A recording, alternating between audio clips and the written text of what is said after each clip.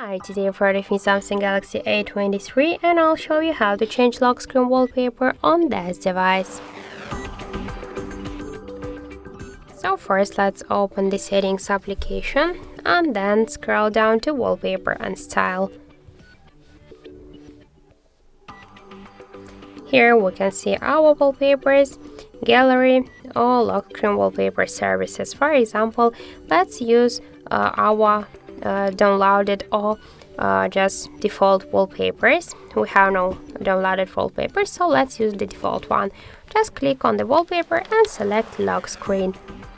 Now just click set and lock screen. We can see that this wallpaper applied successfully, and let's check it. As you can see, we'll just do this without any problems.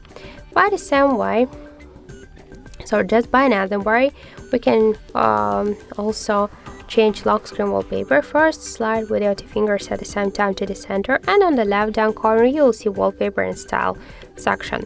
Click here, and by the same way now select another wallpaper. For example, let's use a wallpaper from our device gallery. Let's use this just wallpaper or another one. Okay, let's use this car. Click here to done, select lock screen. We can see here the position of the wallpaper and the lock screen, and tap here set and lock screen. And that's it.